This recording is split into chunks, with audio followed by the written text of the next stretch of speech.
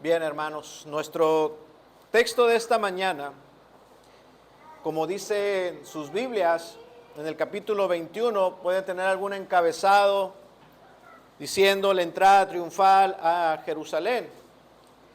Nuestro texto de esta mañana ciertamente describe la coronación más importante que este mundo haya tenido. Hace algunos meses, no sé si ya meses o un mes, 2 meses, presenciamos la coronación, una de las coronaciones más impresionantes que pueda haber en esta época actual. Vimos coronarse a un rey y no sé si usted lo vio, fue un evento impresionante. La pompa, el lujo, las joyas de la corona, las joyas que se le ponían mientras era coronado el rey, el séquito que le antecedía para llegar a la catedral donde iba a ser coronado el rey, los coros que sonaban, que se entonaban, que se escuchaban, los líderes religiosos que entraban y se acercaban con reverencia y ejecutaban ese acto tan solemne en esa coronación. Sin embargo, aunque ya en esta época moderna nosotros estamos muy ajenos a este tipo de cosas, las monarquías parecen ser ya cosas del pasado, quizás nos cueste un poco de trabajo entender lo que está ocurriendo en el pasaje que vamos a estudiar en esta mañana. Vamos a ver la coronación de un rey, del Rey de Reyes y del Señor de Señores. Será una coronación donde un verdadero rey, un verdadero soberano, aquel que por encima de él no hay nadie más, está siendo coronado. Este rey que nos presenta la Escritura es un rey que sí tiene autoridad monárquica sobre su pueblo, no como los reyes que ahora existen. Ya no hay monarquías prácticamente absolutas, dependen de otros poderes. Y están ahí las figuras de los reyes, pero sin autoridad. Pero el rey de la Escritura, el rey que nos narra este evangelio, es un rey con verdadera autoridad. Autoridad para legislar los designios de su pueblo, no como los reyes de este mundo. Un rey cuya coronación es muy distinta a cómo suelen ser las coronaciones de los reyes de este mundo. Nosotros vamos a ver cómo en su coronación no se requirieron de grandes joyas, ni de pompa, ni un esplendor extraordinario para ser coronado y proclamado rey. Vemos que la proclamación de rey que se le está haciendo a la persona de Jesús, no encontramos ahí ninguna ostenticidad, ¿verdad? Damos lectura a la palabra de Dios y dice así a partir del verso 4. Todo esto aconteció para que se cumpliese lo dicho por el profeta cuando dijo: Decid a la hija de Sión, he aquí tu rey viene a ti, manso y sentado sobre una asna, sobre un pollino, hijo de animal de carga. Y los discípulos fueron e hicieron como Jesús les mandó, y trajeron el asna y el pollino, y pusieron sobre ellos sus mantos, y él se sentó encima. La multitud, que era muy numerosa, tendía sus mantos en el camino, y otros cortaban ramas de los árboles y las tendían en el camino. Y la gente que iba delante y la que iba detrás aclamaba diciendo: Hosana al Hijo de David, bendito el que viene en el nombre del Señor, hosana en las alturas. Cuando entró él en la ciudad, toda la ciudad se conmovió diciendo: ¿quién es este? Y la gente decía: este es Jesús el profeta de Nazaret de Galilea.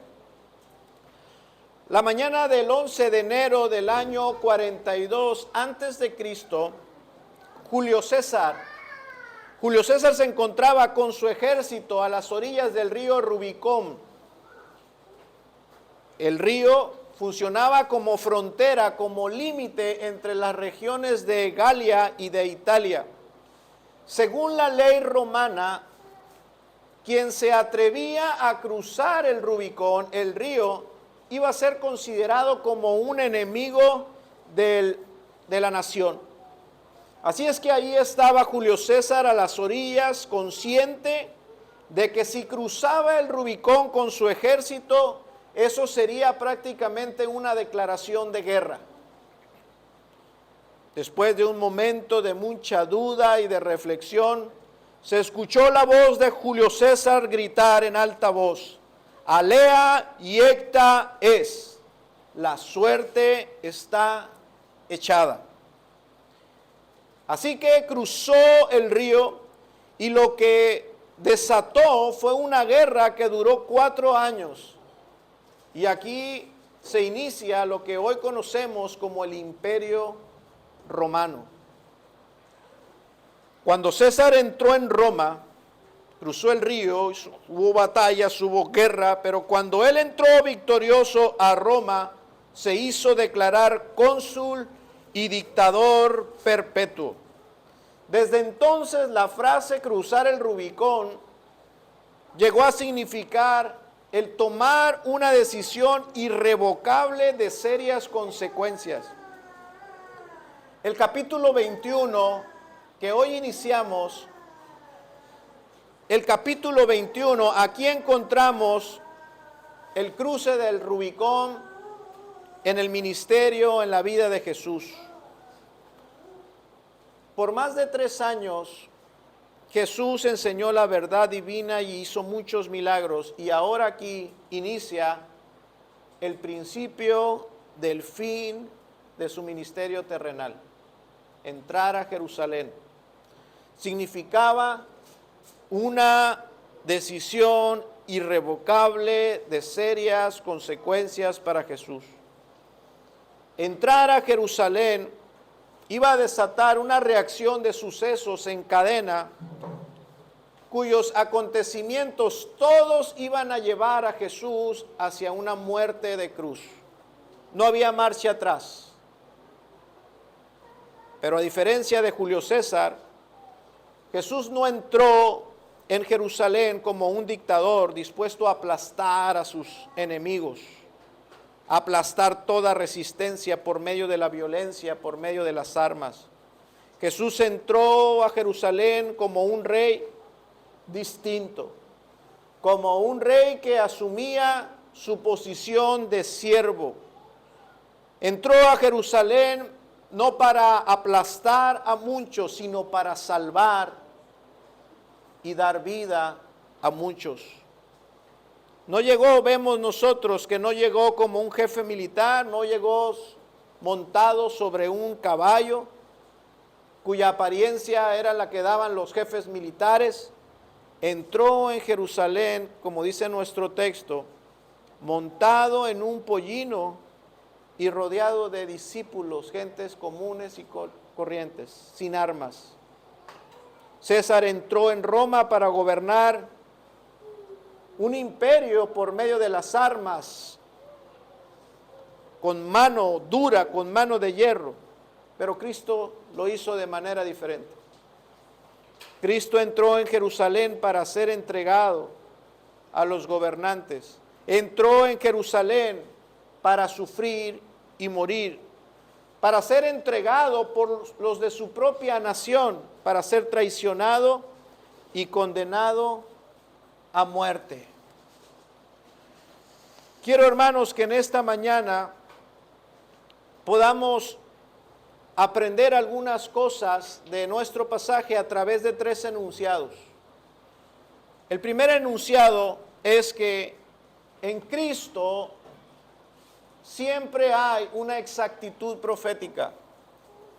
Mi segundo enunciado será que Cristo está rodeado de alabanza.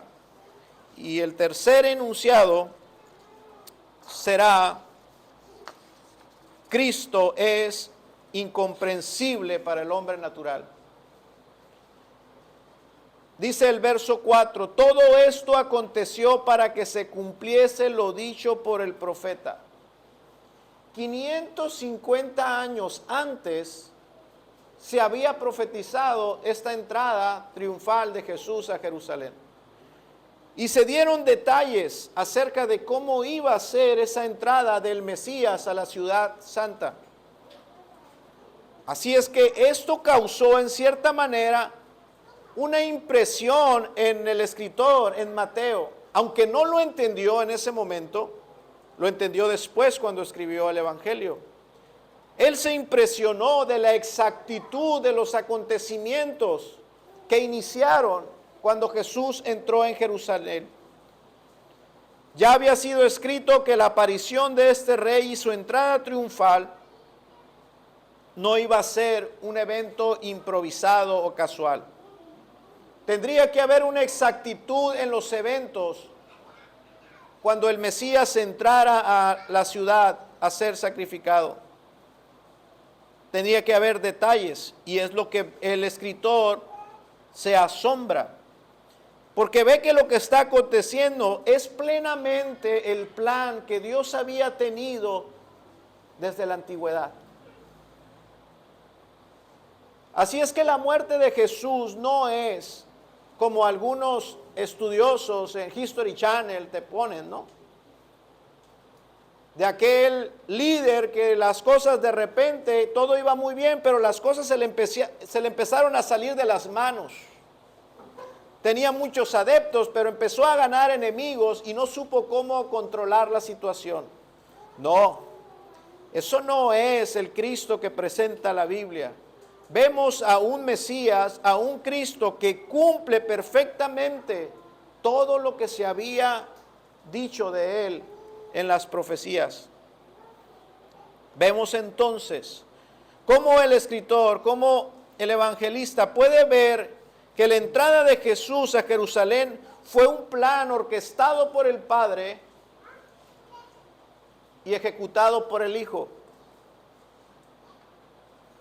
¿Escuchó?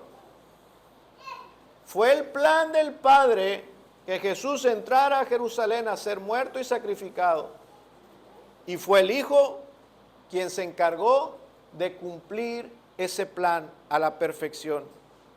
Por eso vemos que Jesús manda que se traiga esos animales para que la entrada a Jerusalén fuese tal como había sido dicho en la Escritura. El plan de redención, el plan de salvación, que era a través de la muerte de Jesús, fue un plan divino. El Evangelio de Juan muestra las palabras de Jesús. Él había dicho en Juan capítulo 10, verso 17, por eso me ama el Padre, porque yo pongo mi vida y la vuelvo a tomar. Nadie me la quita. Nadie me quita la vida, sino que yo de mí mismo la pongo. Tengo poder para ponerla y tengo poder para volverla a tomar, porque este mandamiento recibí de mi Padre. Es un plan orquestado por el Padre, ejecutado por el Hijo.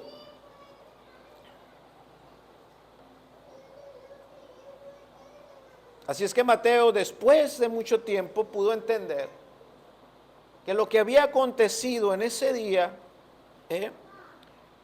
fue que Jesús estaba preparando su propia muerte para cumplir lo que el Padre a lo que lo había enviado, que era liberar y salvar a su pueblo.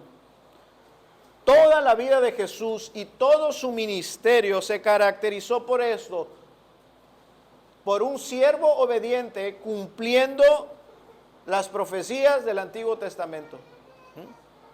Aún su muerte y su resurrección, como también lo dice el apóstol Pablo en 1 Corintios 15, Cristo murió por nuestros pecados conforme a las Escrituras. Él murió porque así estaba escrito. Así estaba dicho, ese era el plan. Y fue sepultado, dice el apóstol, y resucitado el tercer día conforme a las Escrituras.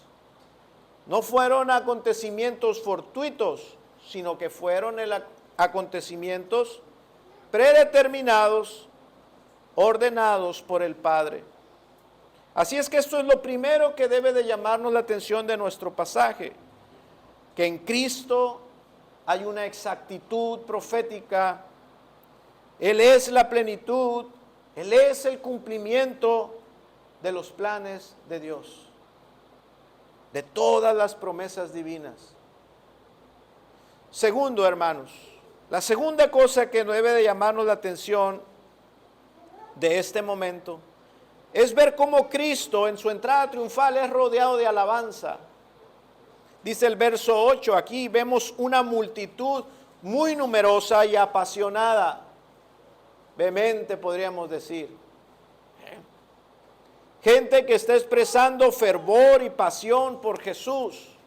Usted ha visto cómo cuando gana la selección algún partido importante, aunque eso haya sido ya hace mucho tiempo, cómo la gente grita, estalla el estadio, retumba, jubilosos por la victoria que se ha logrado. Bueno, aquí vemos una muchedumbre llena de fervor y de pasión, pero por una persona, por Jesús.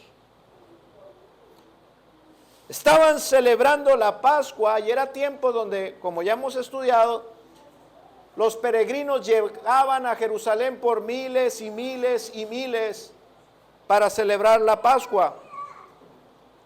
Y estas personas, muchos de ellos, la gran mayoría, ya había escuchado de la fama de Jesús.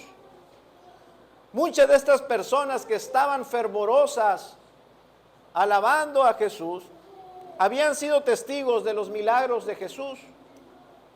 Recordemos que la semana pasada vimos el pasaje anterior y Jesús había sanado a 2 ciegos.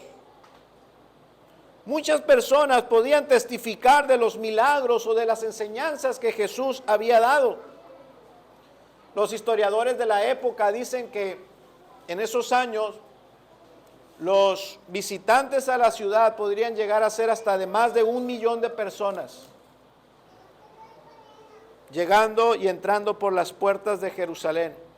Así es que imaginemos bien la escena. No es unos cuantos alabando, sino eran decenas y decenas de personas jubilosas, exaltando, alabando a este Jesús. Jesús estaba entrando a la ciudad y ahí hay una conmoción, es lo que vemos en nuestro pasaje. Dice la Escritura que se despojaban de sus mantos quienes los poseían, porque no todos poseían 2 túnicas, no todos poseían 2 vestiduras, pero quienes tenían 2 mantos se quitaban un manto, una vestidura y la tendían sobre el camino mientras Jesús pasaba. Otros arrancaron ramas de palmeras y las agitaban, y eso era símbolo de victoria y de alegría. Esto había acontecido algunos años antes en la historia de Jerusalén, de este pueblo. En el periodo intertestamentario, Jerusalén estaba siendo controlada por los sirios. Y Simón Macabeo, quien llegó a ser un líder, un hombre de guerra, encabezó la liberación de la ciudad. Y cuando esto ocurrió, la ciudad recibió a Simón Macabeo de esa misma manera. Miles y miles de personas victoriando a Simón Macabeo por la victoria que había logrado. y lo proclamaban como su libertador. Este acontecimiento que había ocurrido unos años antes se estaba repitiendo ahora, pero con la persona de Jesús.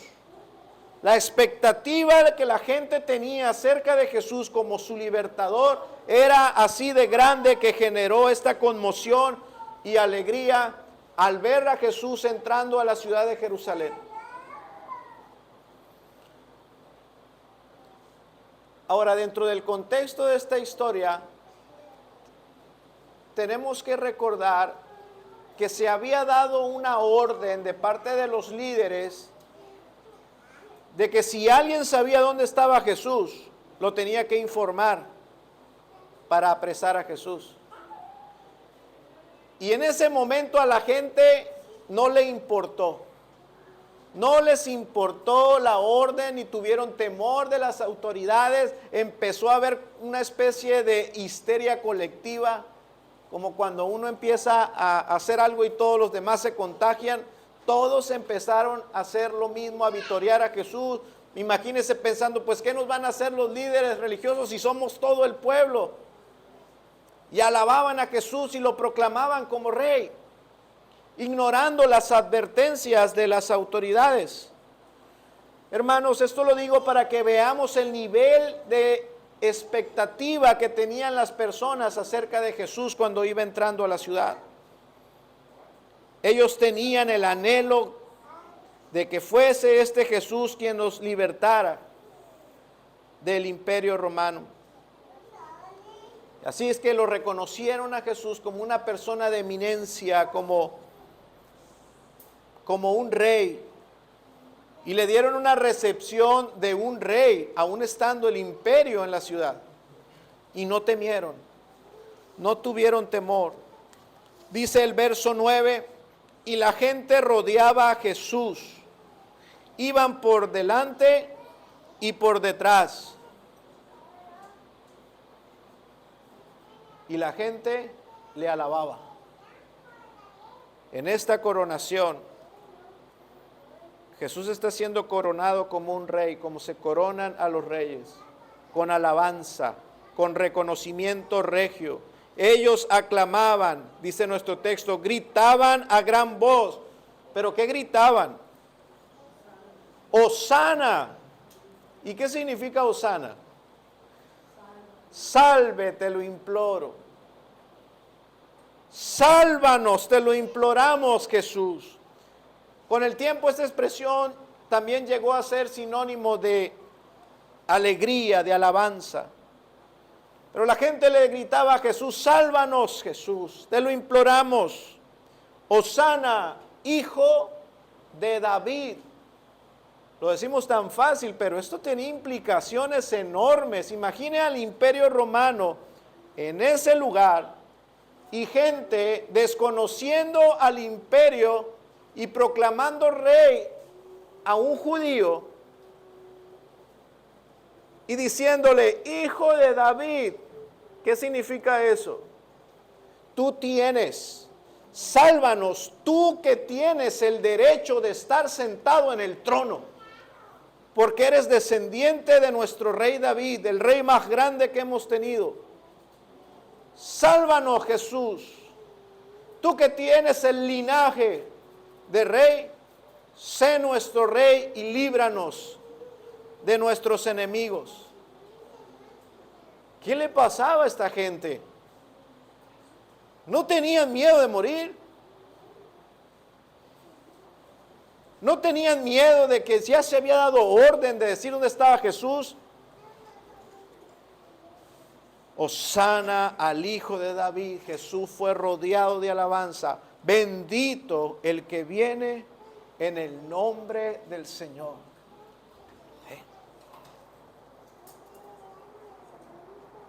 Lucas, el otro evangelio, el escritor de Lucas dice en el capítulo 19, verso 37, el pasaje paralelo dice, toda la multitud de los discípulos gozándose comenzó a alabar a Dios a grandes voces por todas las maravillas que habían visto, diciendo, bendito el Rey que viene en el nombre del Señor. paz en el cielo y gloria en las alturas. La multitud proclamando Rey y Salvador a Jesús. Pero entendemos ahora, ya hemos estado viendo y estudiando cómo es que la gente concebía a este rey. Ellos tenían una concepción de Jesús como un líder guerrero, como un rey guerrero, como lo fue David. David fue un rey guerrero. Él conquistó a los enemigos por medio de la guerra, por medio de batallas. Él enfrentó muchas batallas hasta que fueron librados de todos sus enemigos y después hubo un tiempo de paz en el futuro. Y ellos concebían que el Mesías iba a ser este tipo de libertador que iba a libertar por medio de las armas. En otra ocasión ya lo habían intentado hacer, pero recordemos que Jesús no se los permitió. Ya lo habían querido coronar como rey, pero Jesús no lo permitió y se retiró del lugar, porque no era el tiempo.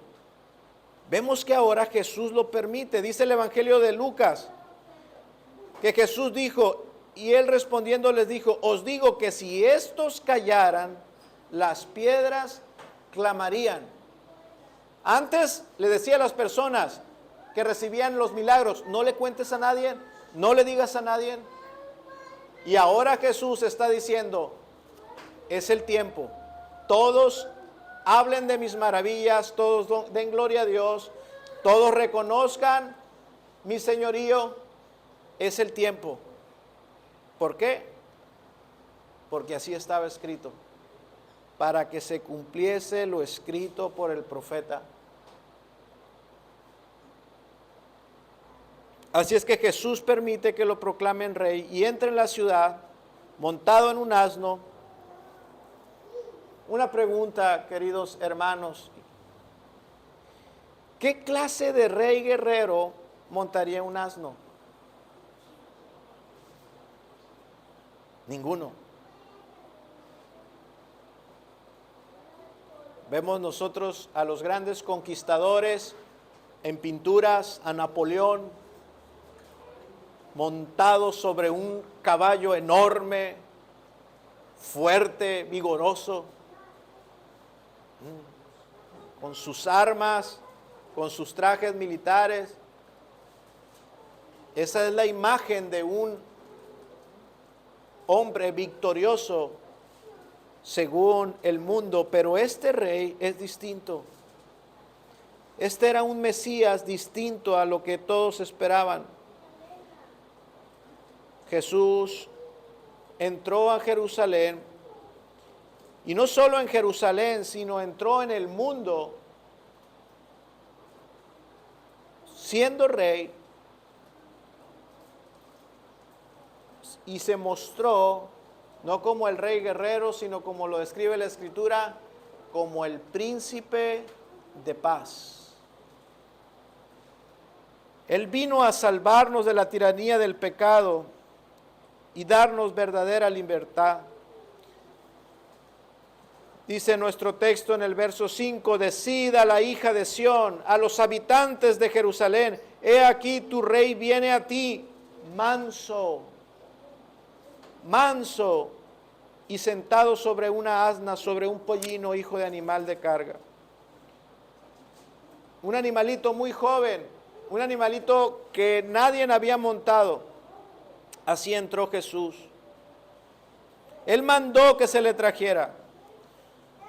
Una de las cosas que me impresionaba durante la coronación del rey de hace unas semanas, hace unos meses, era el carruaje. El mismo carruaje que había usado la reina, un carruaje de oro, con ruedas de oro, cubierto de oro, de esplendor, alado como por 8 caballos, impresionantes. Así entraba este rey. Qué distinto es el príncipe de paz. que no mandó traer ningún carruaje alado por caballos, ni siquiera pidió un caballo para montarlo.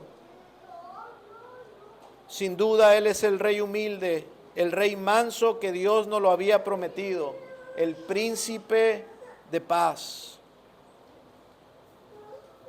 Hoy el mundo sigue esperando ver a un Mesías bajo sus expectativas. El mundo sigue queriendo reconocer a Dios en los mismos términos. Si existe Dios, ¿por qué no impide las guerras? Si Dios existe, ¿por qué no extermina de la humanidad todas las enfermedades? Si Dios existe, ¿por qué permite tantos gobiernos opresores? ¿Por qué permite que existan los feminicidas? ¿Por qué permite que existan los pedófilos? Si Dios existe, ¿por qué permitió que existiera un Hitler? Pues el mundo de hoy está tan equivocado como hace 2000 años. El mundo quiere ver a un Dios que aplasta, que destruye, la maldad que le erradica. Si Dios hiciese eso, ninguno de nosotros estuviera aquí. Si Dios erradicara la maldad, ni tú ni yo estuviésemos aquí, ya hubiésemos muerto, hubiésemos sido fulminados, nos hubiera caído un rayo, porque todos pecamos, porque todos mentimos, porque todos tenemos malos pensamientos, sentimos cosas que desagradan a Dios. Y si estamos aquí es por su misericordia. Dice el profeta Isaías, porque un niño nos es nacido, hijo nos es dado, el principado sobre su hombro, y se llamará su nombre admirable, consejero, Dios fuerte, Padre eterno, príncipe de paz. Lo dilatado de su imperio y la paz no tendrán límites sobre el trono de David y sobre su reino, disponiendo y confirmándolo en juicio y en justicia desde ahora y para siempre. Este es el Rey prometido. Mi tercero y último enunciado, hermanos, de esta mañana, está basado en la pregunta que hacen las personas cuando Jesús entra en la ciudad. En el camino es toda esta algarabía, pero cuando entran en la ciudad, los habitantes de la ciudad, los que estaban adentro, se preguntan, ¿a quién están vitoreando? ¿A quién están declarando rey? ¿Quién es este? Dice el verso 10. ¿Quién es este? Ellos no tenían una comprensión correcta de a quién estaban proclamando rey. Ni siquiera la tenían los que lo estaban proclamando rey. Ni siquiera los discípulos en ese momento tenían una comprensión de la persona y de la obra que estaba haciendo Jesús en ese momento. Pero lo alababan y lo exaltaban. Cristo es incomprensible para el hombre natural. ¿Quién es Jesús? Conocer verdaderamente a Cristo solo es posible por la mediación de Dios mismo, a través de su Espíritu Santo. Nadie conoce a Dios si Dios no se lo da a conocer. Así es que ellos preguntaron, los habitantes preguntaron a los discípulos, a los que venían ahí con Jesús y los que lo estaban alabando, ¿quién es? Y la mejor respuesta que ellos pudieron dar, aquellos quienes creían conocer a Jesús, fue: este es Jesús, el profeta de Nazaret de Galilea.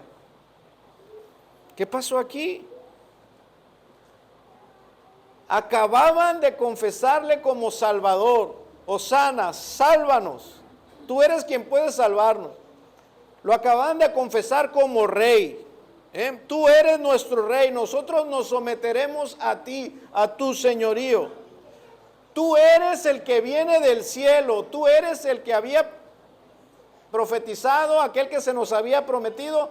Tú eres la respuesta a nuestras necesidades. Tú lo eres. Y ahora, cuando son confrontados por los que estaban adentro de la ciudad, lo único que pudieron decir es: Jesús es un profeta de Nazaret. ¿Qué pasó?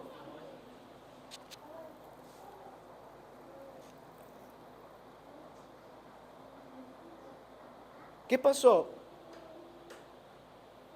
Se acabó la emoción. Se acabó la emoción. Se pasó la conmoción, esa histeria colectiva cesó.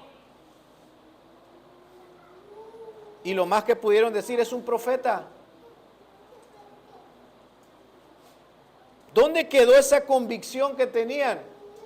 No tenían convicción de lo que estaban hablando.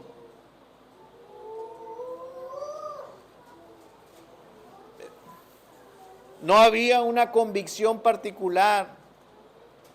Ellos no podían confesar a Jesús como su Salvador, no lo podían confesar de una manera personal. Sí, cuando todos lo hacían, ellos lo hacían, confesaban a Jesús. Pero cuando ya cada uno se le acercaba a una persona en la ciudad y le preguntaba: ¿quién es? ¿A mí me preguntas? Sí. Ya se acordaban de las amenazas, se acordaban de que Roma estaba ahí, se acordaban de que los líderes habían dado una orden y le estaban desobedeciendo. ¿Quién es? A mí. Es un profeta de Nazaret. No tenían una convicción personal.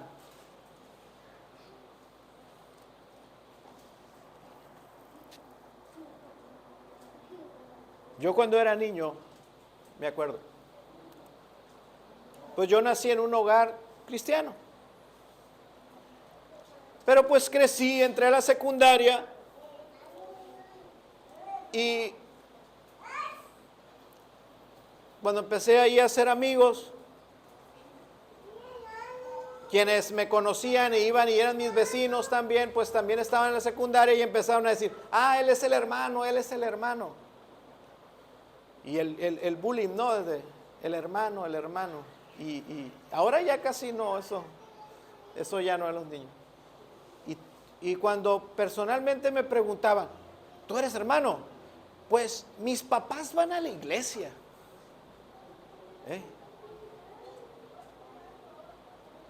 Pero el domingo estaba en la iglesia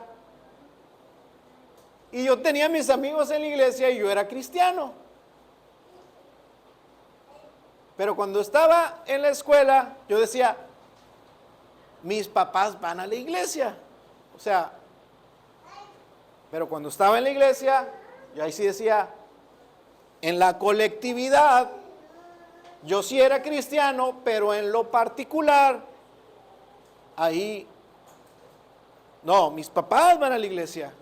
Y yo pues vengo de una familia así, pero ¿qué pasó? Porque, hermanos, esto ocurre porque es muy distinto saber y creer. Para saber algo de Cristo no es necesario la regeneración. Para saber algo del Evangelio no es necesario nacer de nuevo. Es distinto saber y creer. Para saber de Cristo basta con leer, basta con venir y escuchar para saber. Basta con aprender himnos que son didácticos y nos enseñan, nos proveen conocimiento Todas esas cosas nos bastan para saber de Cristo. Pero creer es una cosa distinta. Dice la Escritura en Romanos 10:9 que si confesares con tu boca que Jesús es el Señor, dice, tú tienes una confesión, puedes confesar lo que sabes, pero dice, y creyeres en tu corazón que Dios le levantó de los muertos, serás salvo. Porque con el corazón se cree para justicia. El creer no es un asunto de la boca. El creer es un asunto del corazón. ¿Qué pasaba con estas personas? En la histeria colectiva, unos empezaron a alabar y los otros también. Ah, Él es el Mesías, Él es el que habíamos escuchado. Sí, sí, todos, Hosana, Hosana. Ah, porque escucharon, porque vieron algo y supieron algo. Pero cuando acá, en lo individual, se requería creer de corazón, porque uno dirige su vida de acuerdo a lo que hay en el corazón, entonces tuvieron miedo, entonces no creyeron, y entonces se retractaron prácticamente de lo que habían dicho y solamente dijeron, es un profeta. Ya no dijeron, Él es nuestro rey. Creer es un asunto del corazón. Creer es la disposición que se tiene para que Él sea el Señor de nuestras vidas.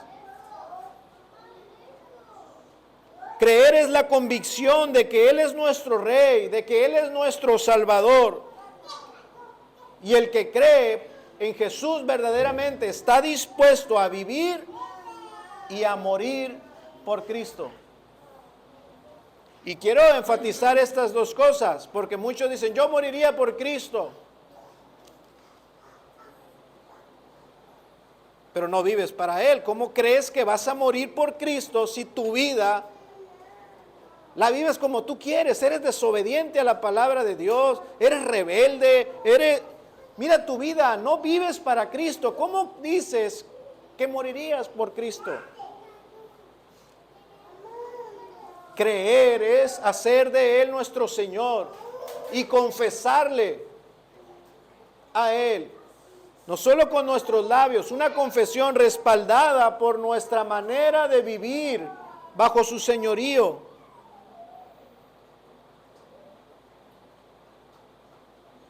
Se puede llegar a tener el conocimiento que otros tienen. Usted puede saber todo lo que yo sé, incluso aún más, acerca de la Escritura. Usted puede llegar a tener el conocimiento que yo tengo, pero no se puede llegar a poseer la fe de otros. Llegó el punto donde yo entendí, yo crecí y me di cuenta, yo no soy cristiano.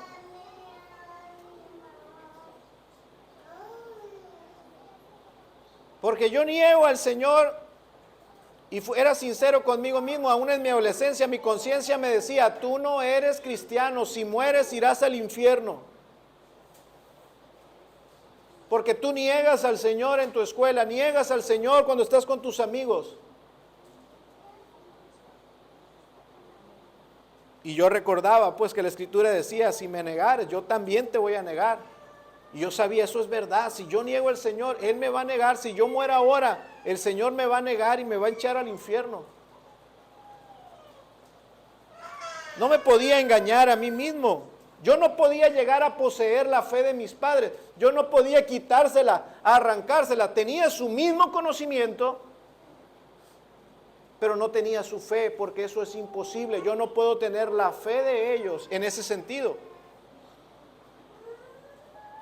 En ese sentido, el creer es algo intransferible, es algo personal. No se va a contagiar uno de fe, no, la fe es personal. Yo no puedo darte mi fe, hijo, yo no puedo darte mi fe, Yailin, yo no puedo darles mi fe. puedo darles la fe en el sentido de la doctrina, porque la palabra también habla acerca de la fe en ese otro sentido. Yo puedo transferir la fe en el sentido de si voy a transferir la doctrina, pero la fe en el sentido del creer no puedo. Es intransferible. Puedo compartir el conocimiento, pero no puedo hacerlos que ellos crean. Eso es algo personal.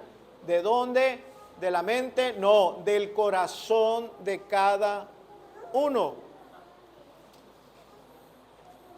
Así es que si alguien hoy vitorea a Cristo con himnos de alabanza, pero cuando llega a casa y tiene que demostrar que Cristo es su Señor, y tiene que vivir como creyente, cuando va a su casa y no puede vivir como creyente, examina tu vida. Porque puede que sepas mucho, pero que creas poco.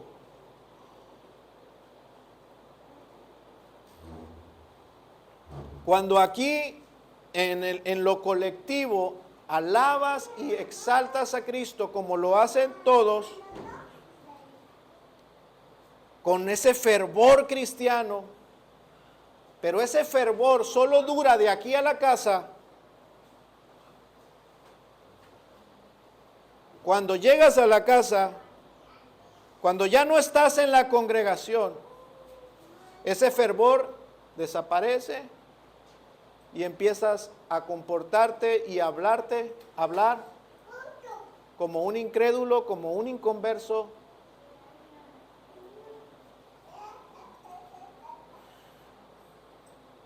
Entonces puede que sepas mucho, pero crees poco. Y lo peor sería que no creyeras nada. Porque aquí están estos. El domingo gritaron, ¡Hosana! Y entrando en la ciudad, es un profeta rey. Y acá, un profeta de Nazaret.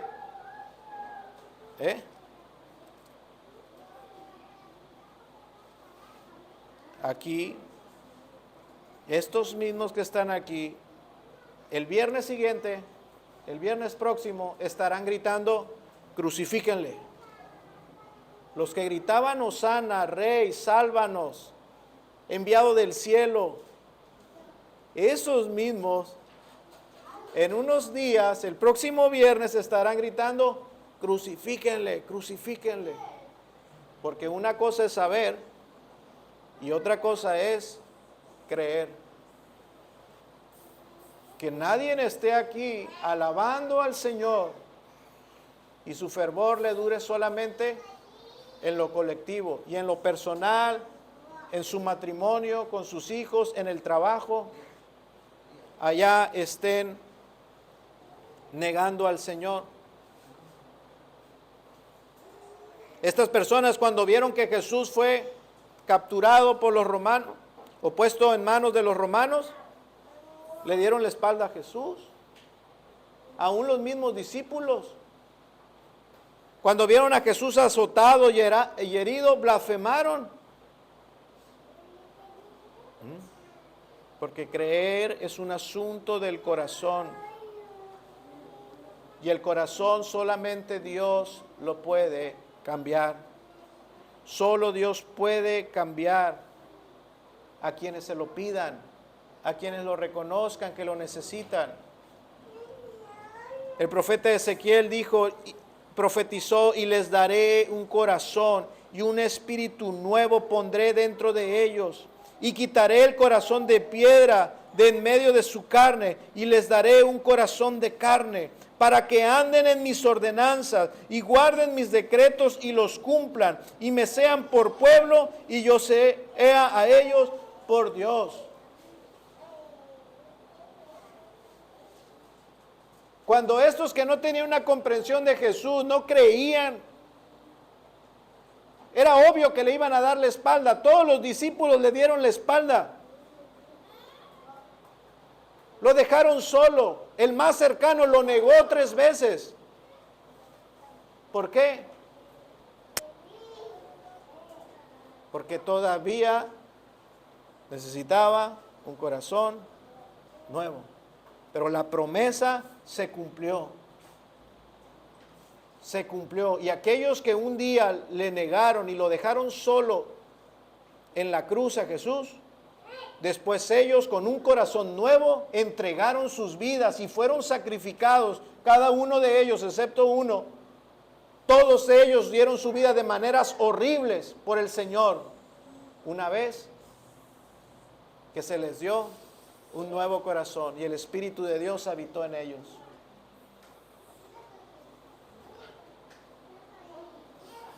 Pídanselo al Señor. Pues si vosotros siendo malos, dice la Escritura, sabéis dar buenas dádivas a vuestros hijos, cuánto más vuestro Padre Celestial dará el Espíritu Santo a los que se lo pidan. Así es que si alguno teme o se cuestiona a sí mismo estas cosas, no es para desanimarse. Dice la Escritura que hay una promesa, que Dios dará corazones nuevos. Y hay otra promesa que dice que si tú se lo pides, Él lo enviará. No está restringido, el asunto es, pídeselo, quieres, lo necesitas, pídeselo al Señor. Y Él será fiel y cumplirá su palabra y dará el Espíritu Santo a todos los que se lo pidan. Oremos, hermanos.